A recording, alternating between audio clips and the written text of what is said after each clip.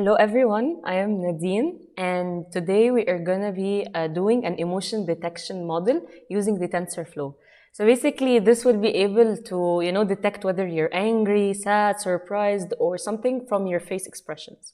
And basically we'll use the TensorFlow to do that, and I will walk you through the steps of like building the model, collecting the data set and making everything work together. So let's start now by actually working on the model. Okay, so before going through the workshop, let me first tell you more about the assembly. So basically the assembly is a smart lab that is based in IN 5, and it was there since December 2014. And actually we have done over 300 free workshops. So our workshops fall under three different categories. The first is hack, and which includes embedded systems, IoT, and hardware workshops. The second category is code, which includes software, APIs, and framework applications. And then the last category is the data science, and this is like, of course, this is more advanced topics that is related to AI and machine learning. And actually, this workshop falls under this category, of course. And our targeted audience are basically students, professions, and entrepreneurs. But of course, everyone who's interested in our workshops is welcome to attend. We focus on smart technology and practical application. And you can find more about us through our forum, which is members.theassembly.ae. So you can also find us on our old social media platforms on Facebook, Twitter, Instagram, and YouTube. Please make sure to go check out on that. Let's start with the workshop. So here is a small overview of our workshop today. The first part is going to be about, we're going to talk about what is deep learning, machine learning, and AI in general. What is some deep learning architectures that are like famous. And then we'll talk about the VGG16 model, CNN model. And then we will talk about TensorFlow and the steps of building the emotion detection model. So in general, what is deep learning? Deep learning, it falls under like, there's a huge bubble, which is the artificial intelligence. And this is like the huge circle that includes all of those things. And basically artificial intelligence is just the programs with the ability that they can learn and actually reason like the human brain, some kind of that. Machine learning is actually a subpart of artificial intelligence. And this is an algorithm that has the ability to actually learn, not just to do some kind of behavior, but also to learn without being explicitly programmed, not like other programs. Deep learning, of course, is a more specified area, which is inside machine learning as well. And this is like a subset, as I said, of machine learning, in which in this field, the artificial neural networks adapt and learn from vast amount of data. So that is basically, or simply, what is deep learning. There's different architectures, honestly, of deep learning. And there's like literally several ones. We'll just talk about two famous architectures today, which is commonly used nowadays a lot in really different applications. So the first one is the recurrent neural network, which is the RNN.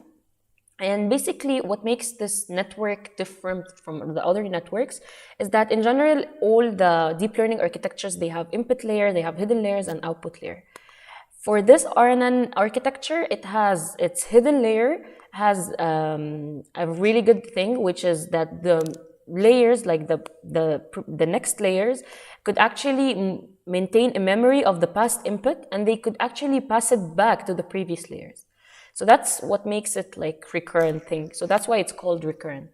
And as you can see in the picture, that is shown here that, the next layer is passing data to the previous layers.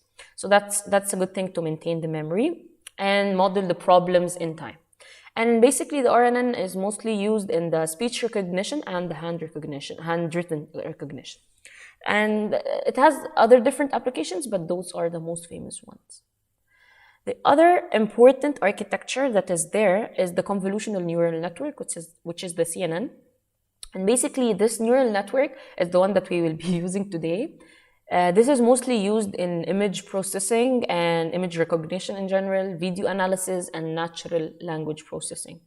So what happens in that network? What happens is simply that they take a picture or take a frame, and then there is specific layers that actually extract the data or extract the features of this image. And then after that, this it keeps extracting, and then it starts classifying all those features and classify them in classes, and accordingly it can recognize the image or recognize the video frame. So today we will be using, of course, the CNN, since we are gonna be doing the emotion detection using the facial expressions. So either we're gonna be either you want to do it as on static images or even in videos or taking frames, you will still need some kind of image processing. So that's why you will use the CNN for that application. So there is one important architecture that is that was invented, or not invented, but it was founded by some people. It was the VGG16. And what is the VGG16? It's an architecture, actually. It's one of a type of CNN model. So it's called this, stands for the VGG16, stands for Very Deep Convolutional Networks for Large Scale Image Recognition. And this kind of convolutional network specific, it's a CNN model, as I said. So it's a type of a CNN. And this type is specifically used to classify and detect the data. And yeah, so it's more into deep specification of the data. And it has a really high accuracy.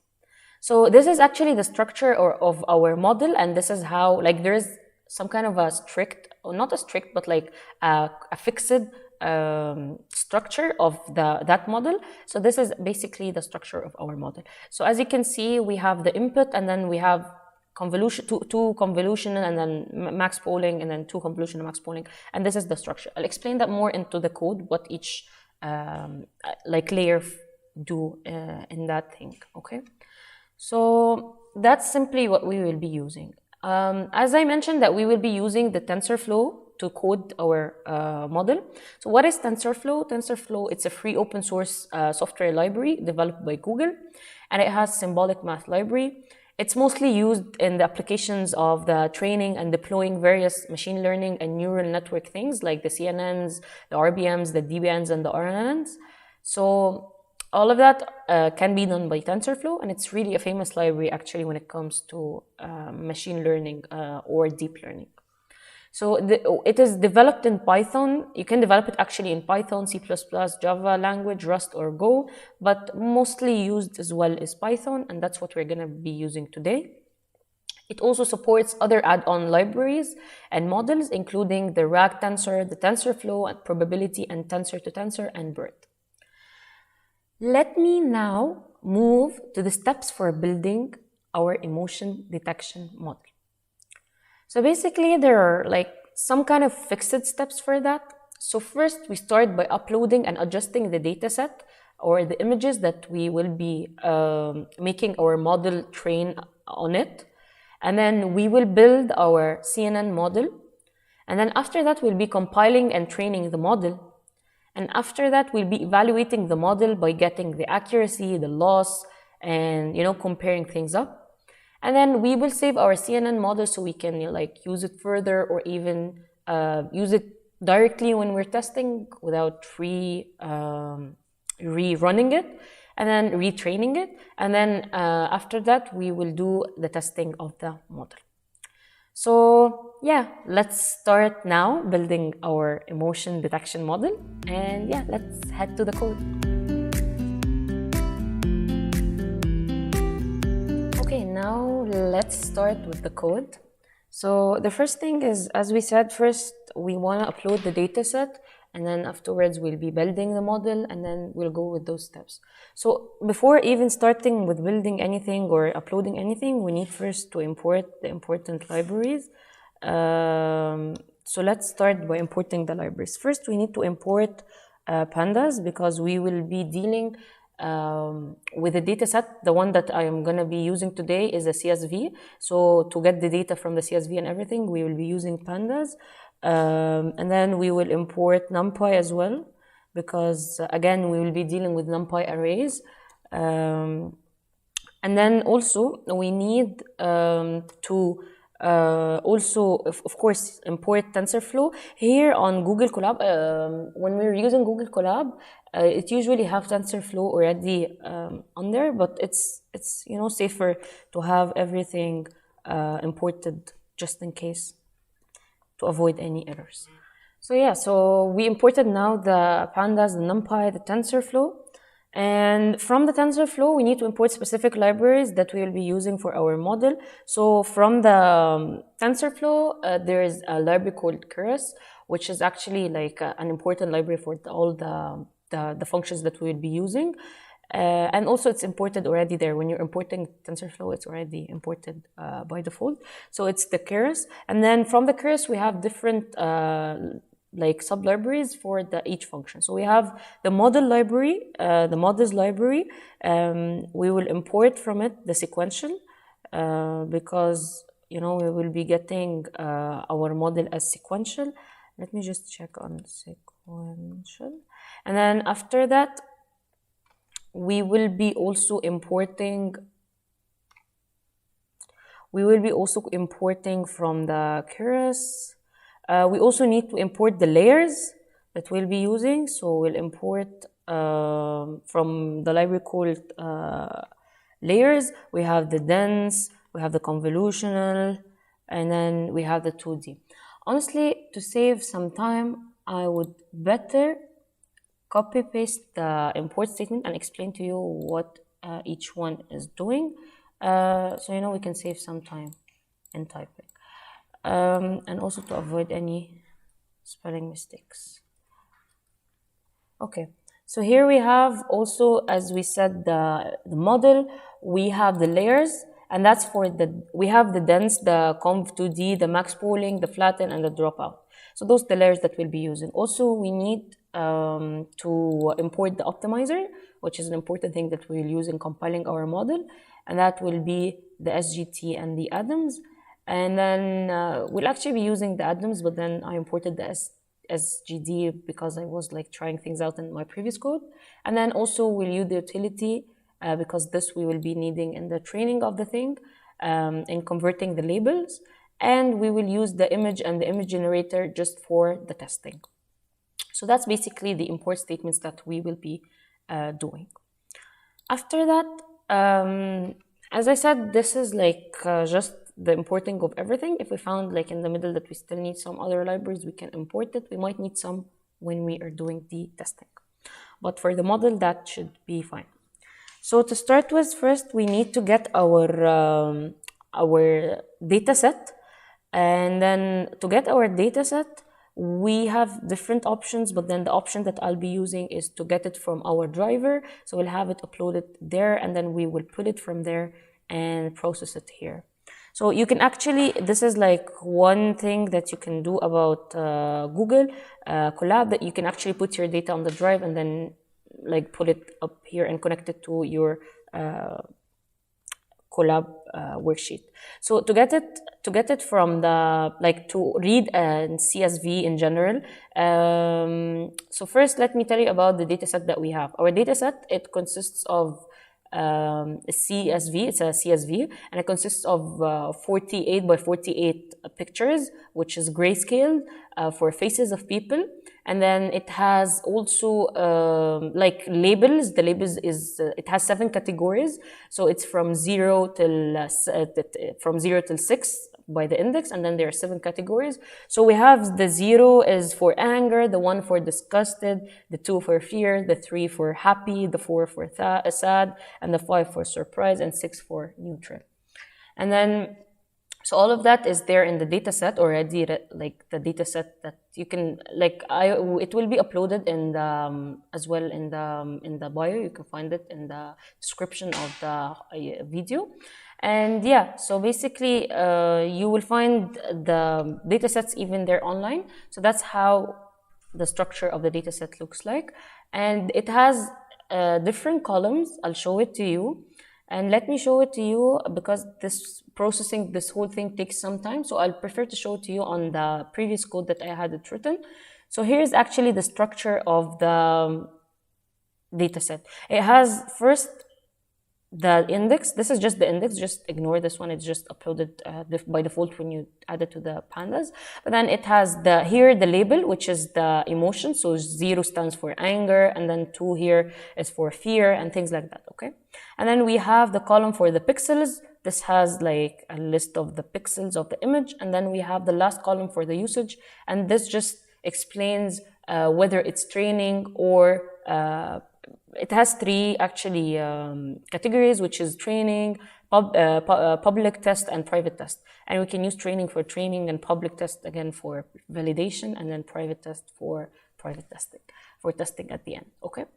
So to read the CSV, we use the function from the Panda library, which is, we write it as pd read underscore CSV. And then we just put our things here. Here we just put the path. So I'll just put a dummy one since we're not running this one because it will take some time. So our data set is called FIR2013.csv. So yeah, that's it. And here you put the path that you want, okay? And then we're gonna store this in the emotion data. And then after that, we can print this data by literally just typing print, and then you give it the name of the thing, okay? So this is the first thing that we will start with. And then now we should have our data set, and as I told you, I'll be showing you the output here easier because this will really take a long time, so to save time, I'll show it here. So this would be the output. It's just pulling the data from the data set that we already have, the CSV. And here it's showing you how many columns and how many rows, okay? So after doing that, we will be now doing the other thing. After getting the data set, we will start by actually like adjusting the data set. So to start with, first we need to have, as we said, we have 3 data. The first one is the training, and then the validation, and then we have the testing. The testing, we'll just ignore it for now because I have like another plan for that, and then I'll explain it at the end. Then we just need now to take care of the training and the validation. So the training, we'll just call it as, I have to create different arrays that will store the data for the training and for the labels of the training, the pixels of the pictures in the training, and the labels of the pictures in the training, and the same thing with the validation. So I'll call it xtrain for now, and this will just have, it will be, at the beginning it will be just an empty array. It's just me initializing the whole thing, and then y train, and the y will be carrying the labels, okay? And then we'll have the x again, but then test, and this will be an empty array, and then we'll have the y, and then this will be test as well, and this will be also an empty array. And this is the labels for the testing. So that's the first thing we do, we initialize it. And then after that, we have all our data stored here in the emotion data frame. So we just need to get it. So we will be iterating having a for loop that goes over the whole thing, picks up the index and picks up the row itself, and then start splitting it out and putting it into the arrays and converting it into NumPy arrays and everything. So to do that, to iterate over it, we will go with this function. We'll have the for loop, and then there's a specific function as well in the pandas that you can actually get your data frame, which is emotion. I think I misspelled emotion, but then we'll just go with that misspelling, data here. And then the function is iterate rows. This will get you all the data of the whole row. It will put the index of the row in the first variable, which is the index, and then the content of the whole row in this row, okay? So basically, of course, this row includes everything. It includes, as you see here, it will include the emotion, it will include the pixels, and it will include the usage as well. So let's move back. Okay, so now we just need to get this row, put it somewhere here. And then the most important thing that we're really interested into right now is the pixels. We need to have our pixels stored somewhere so we can actually start doing things on it. So we'll have it here, and then we want to get from the row that we got the column that have pixels, and I think you need to take care of the spelling and, you know, the capitalization, everything. So it's this way. And then you put split. The split function is just to make sure that there are spaces between the things. And yeah, here we have a list of the pixels of each row. So this is the list of the pixels. After having the list of the pixels, we now need to start, you know, checking whether it's testing or like the usage column, and to know whether it's testing or validation or training, so we can put it in the appropriate array. So we'll do that using an if statement, and then, you know, we need to get the row as well. So we'll do an if statement which will check for the row, the column which is usage again, and then it will check whether it's equal to training, and then you need to make sure as well that you're spelling this right. And I think it's written there. That's all will be shown in the data set itself. You know, the usage here is capital, the training is spelled this way. You need just to make sure that you're actually checking correctly. And then after that, we will start by adding things up. So if it's training, we will add it to the training array, which is up there, x_train. And then to add it to this array, we need to use the append method. And to use the append inside it, one important thing is in the x_train, we want to add here the pixels, like the actual image. And then in the y, we want to add the labels. So here we are getting the row, but then this is also one thing. We don't actually need to get the row because we want to get the pixels, and the pixels is actually here in k, right? So we can just get k and put it in the x.append, but then we need also to convert k first into a numpy array just to make sure that everything is set, so we can actually reshape it later, and, you know, we can flexibly work with it. So to change it to numpy array, we just use np array, and then we pass it k, and then we give it the type, and this is important. You have to put it, or either it will mess everything up. Just make sure to put the type. Now we have an array of pixels inserted into the array of the all the pictures or all the training data pixels. Okay. After that, we have to insert the labels for the train. So this don't need to have any other numpy array conversion because it's really just a number. So we just get it this way, and then we say row, and then we get here its name is emotion, I'm assuming. Just again check on the thing, it's emotion without I, without the spelling thingy I did up there. So this should be the case here. Okay, so that's for the row. And then afterwards, now we are done with the training. We just need to add as well the you know, the thing for the testing. Okay, so it's else if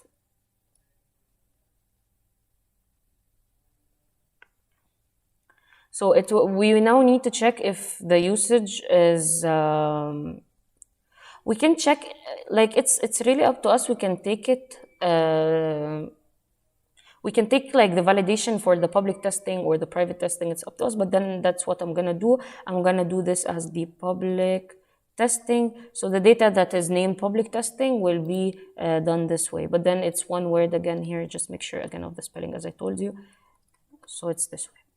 So that's for the usage. After doing the usage thingy, we again repeat the exact same thing that we did above. So I'll just copy paste the code, but then we have to change, of course, the train and put it as test rather than train, because we are placing the things into the test array, not the train array. Okay, so it will be test here, and then here will be test as well, and then those things should be fine, because you're capturing everything the same thing exactly.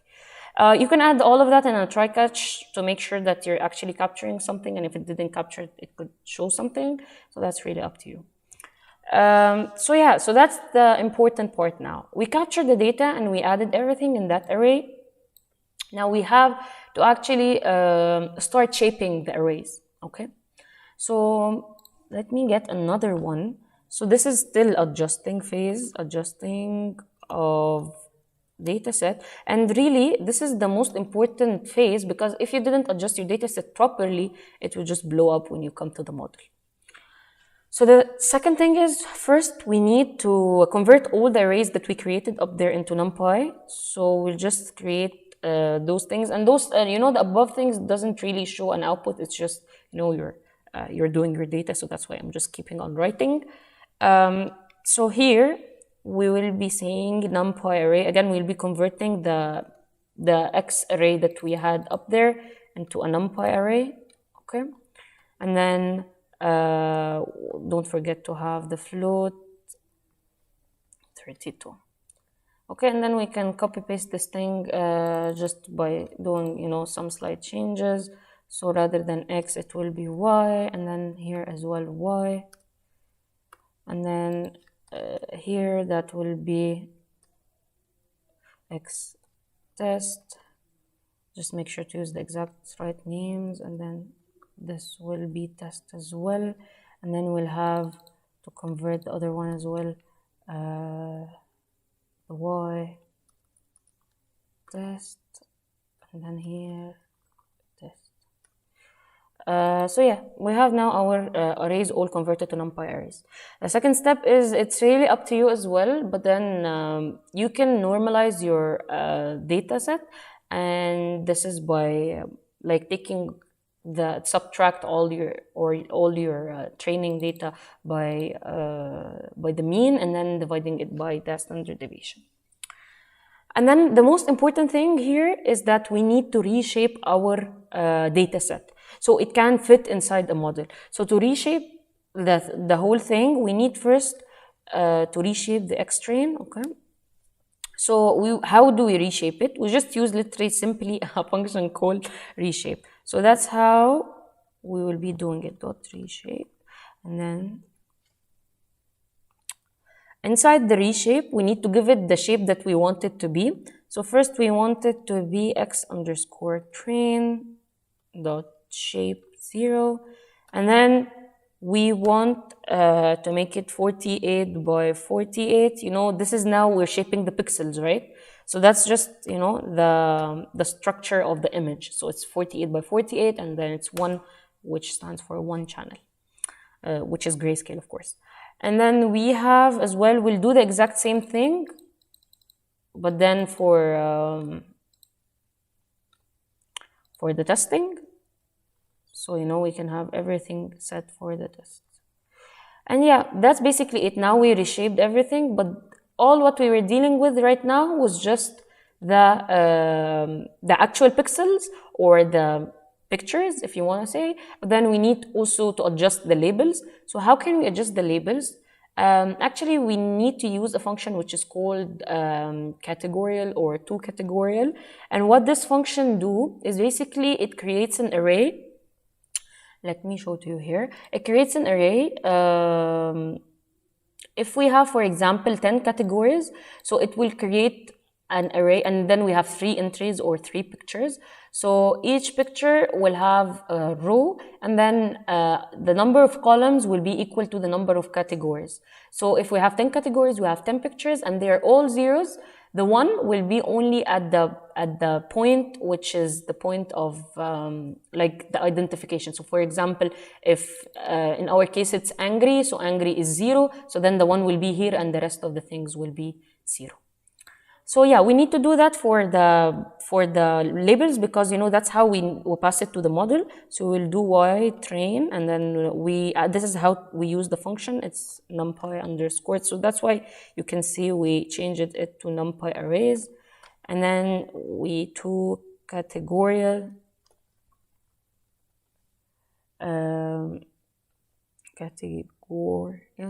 yeah. It's sometimes I have some problems with the spelling, but then, yes, here.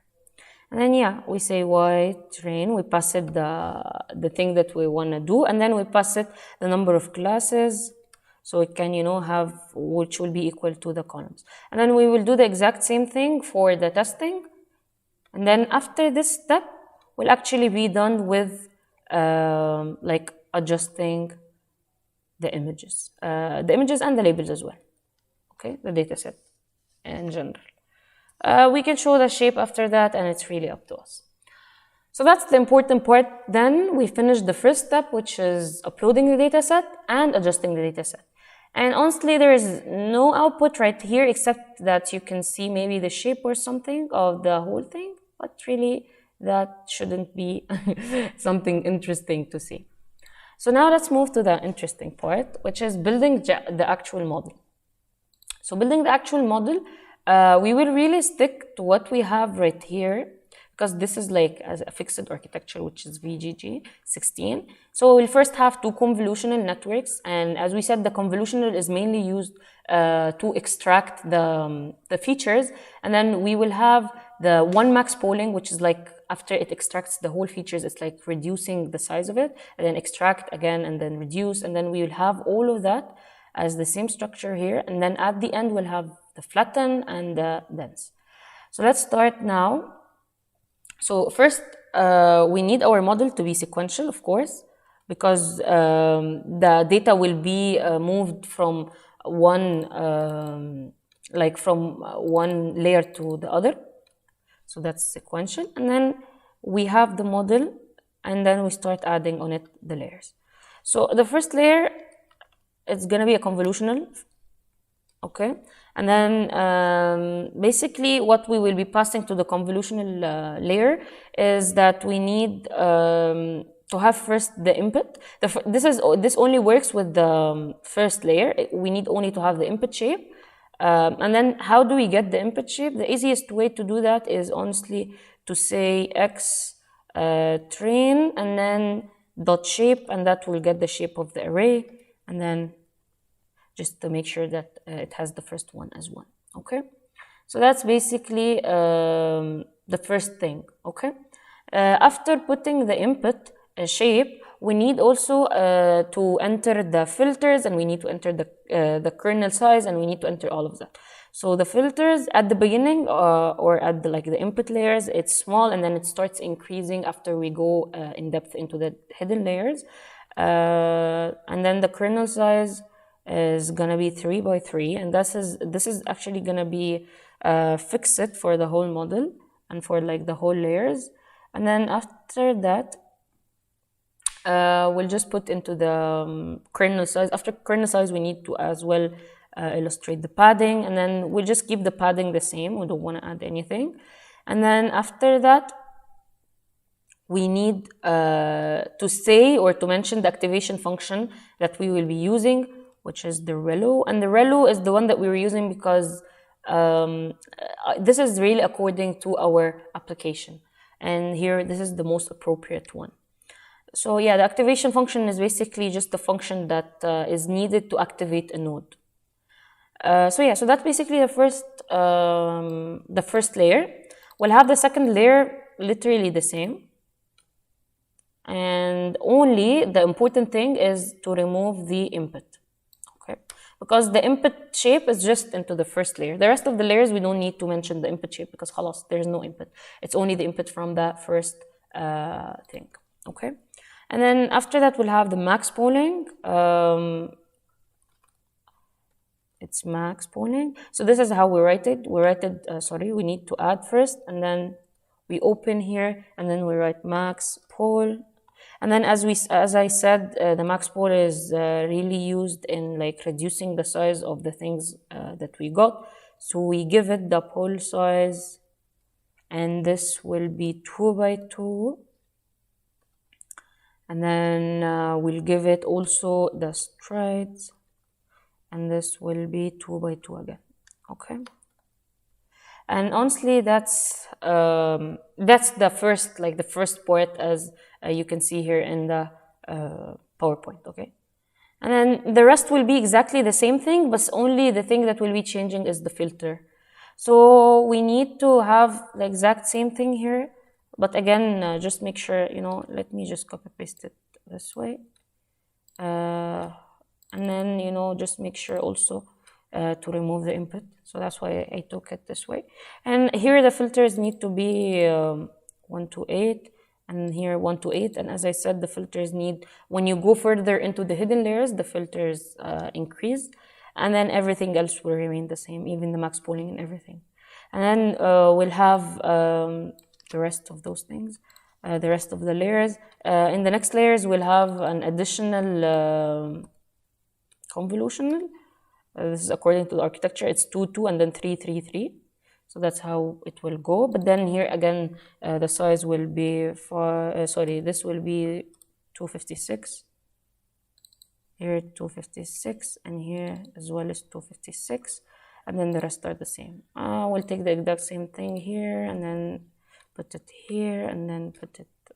We can copy paste it, and then here lastly, the maximum is gonna be 512, so you can't increase on that. So the layer after that will be also 512. Okay, so that's why I'm gonna copy paste it here. So yeah, we have it now.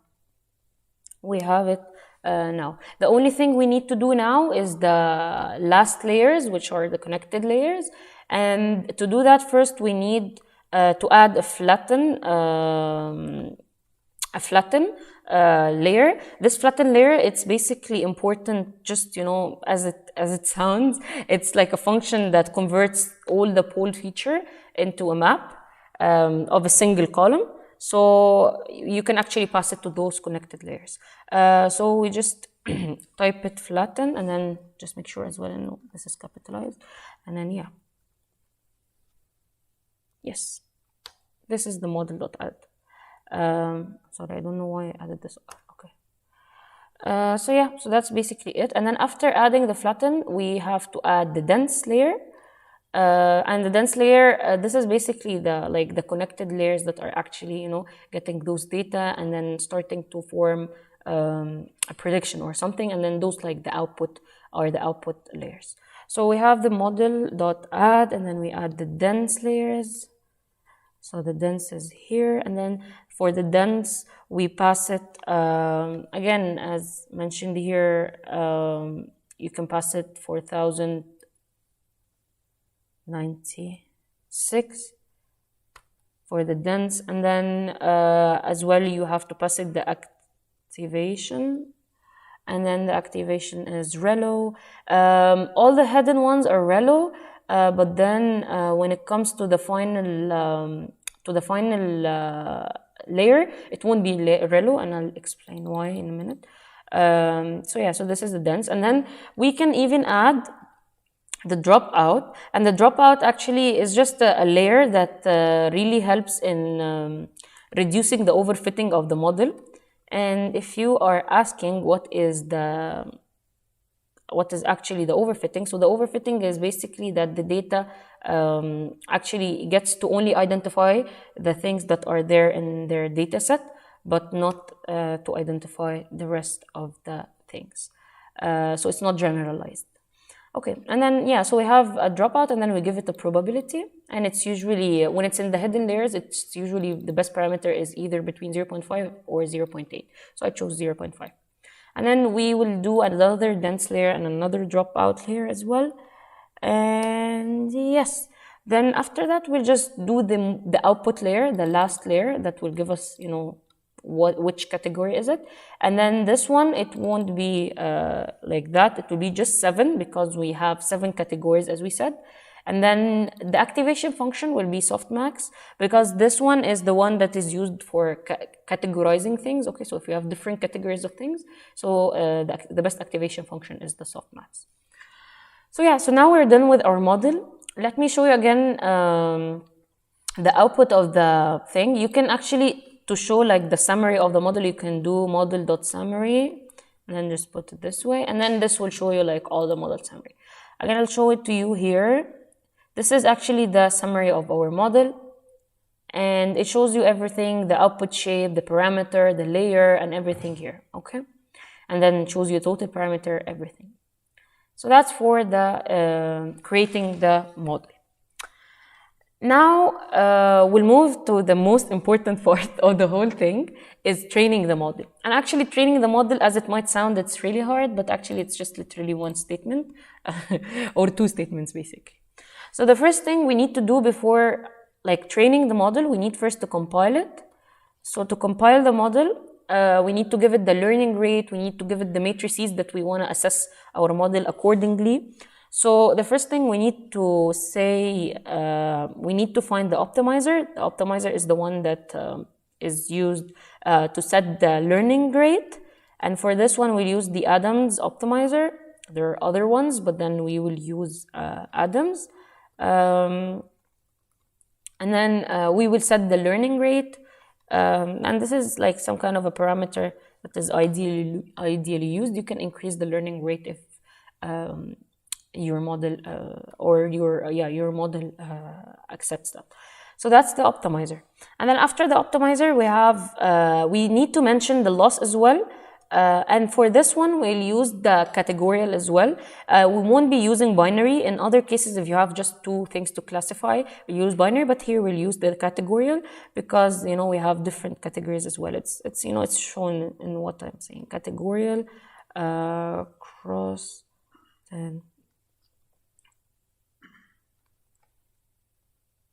and then the last thing is that we give it the matrices that we wanted to assess the model upon it or to keep track of, and then the matrices will be just the accuracy. Okay, so that's basically it. That's how we do compile, and this really doesn't also show something here when you do this piece of code. The next piece of code is the next statement in actually doing the model or building the model, training the model, is that you start training it. So how do you train it?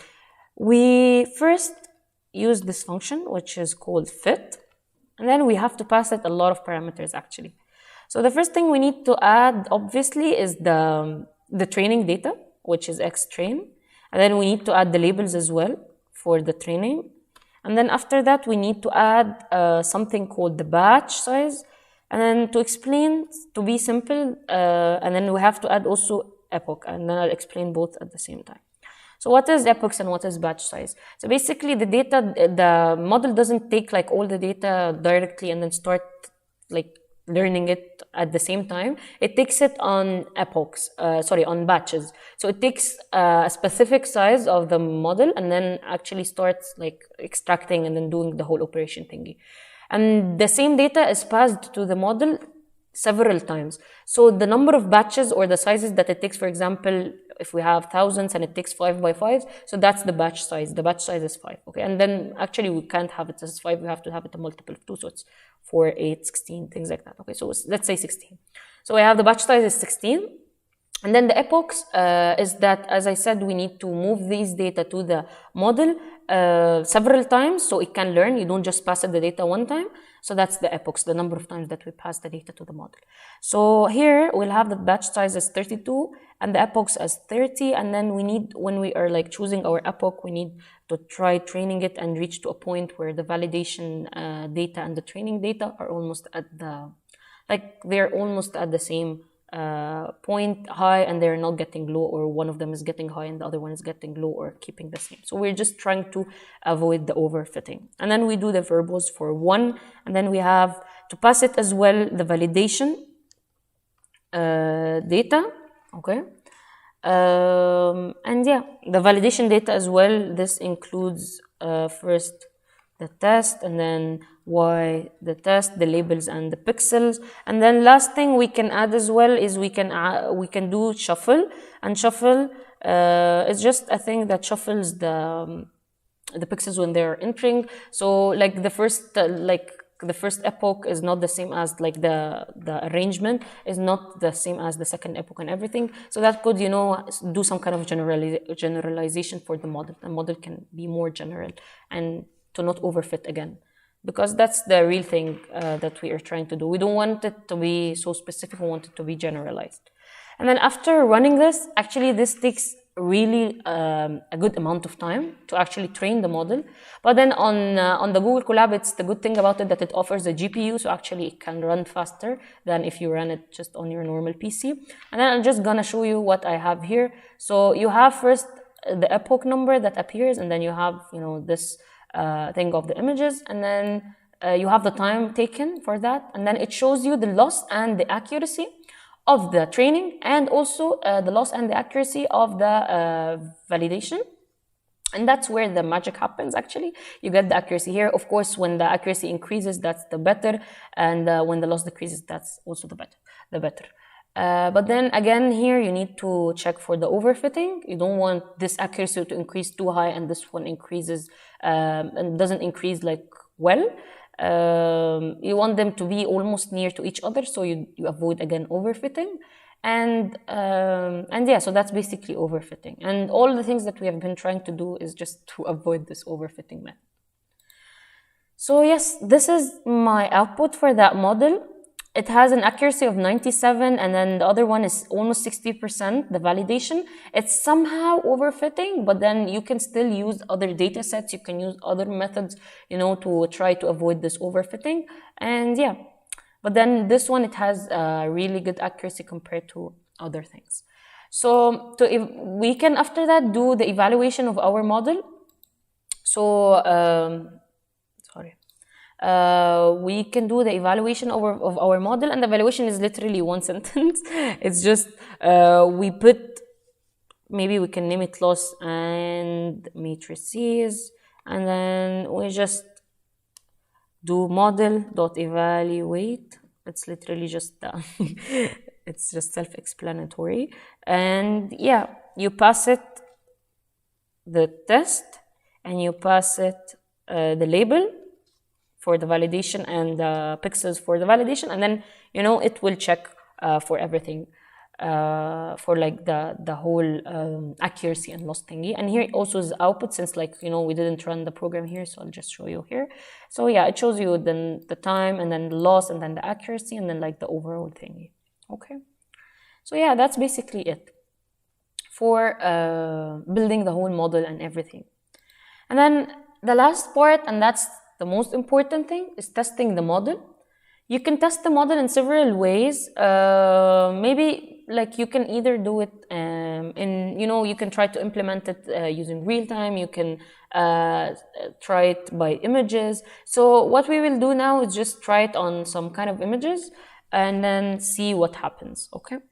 So the first thing, what I did in my model, you can do it in a more advanced way, but honestly, let's just keep it simple. I had images numbered from 1 till 17.jpg, and then I just upload them on the drive or on the Google Colab, and then I iterated through them, did the operation, and passed it to the model and got the output. So let me explain what happened. So first, you need to get the image. What I will do here is just getting my image, just literally a normal image that I took with my phone, and then I'll pass it inside here and pass it to the model and get the output from the model, whether I'm happy, angry, whatsoever. So this is, first we need to get the directory, and then I'll name it image.direct, and then we just, honestly, as I told you, I just named it to keep it simple. I named it as from 1 to 7, so it's just a string dot plus dot JPEG. So that's just, you know, to get the directory. And then after that, after we get the image, we need to load the image first. So we'll get the image data, and then, you know, to do the operations on them. So we'll do image, and yeah, for that, actually, what we wanted to use, that's why we actually imported the image generator and the image here, because we will be using this here. So we'll do image.load, and then image, and then we'll pass it the image directory, and then after passing the image directory, we'll say our target size, okay? So because, you know, the image that you'll be taking from your phone might not be 48 by 48 exactly, so we just first need to ensure that the size is fine so we can pass it to the model directly. And then we need, after we did that, we need to convert what we got from the image data into, again, a NumPy array, or an array, not a NumPy array, but like in an array in general, so we can, again, do the performance on it. So we'll just use this function, image.image to array, and then pass it the image data, and yeah, that's it. So that will convert it to an array, and then The last thing is we need, because as you saw in our model up there, we had the thing with channel 1 even here. So channel 1 means that it's not colored, it has to be gray or black and white. So we need first to convert our image, the input that we are getting, we need first to convert the size to be 48 by 48 to fit the model, and also to convert it to grayscale. So we will do that as well. We'll do image underscore data, and then we will do it image dot RGB. That's the function that we can use, RGB to grayscale, and yeah. And then, you know, we pass it the image data again. And then after that, we need to adjust again the size. So we'll just do image data and then adjust it by numpy.expand, again to fit the sizes of the model. So we'll just give it the image data, and then we will give it the axis equals 0. This is only to make sure that it's the same size as the input size we set for our model. After that, we'll just pass this image to the model. So we call a function called model predict, and then the model predict will take the image data, and after that we can display the image. But then the most important thing is to get the output, which is the classify thing that we're stored here in the classify. So we can get the index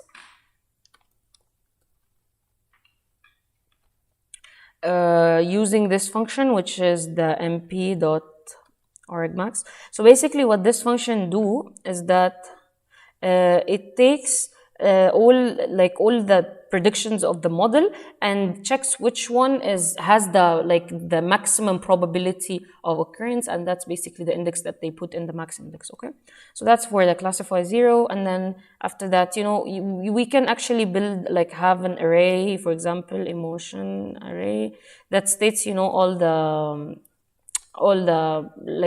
array, the things that we have.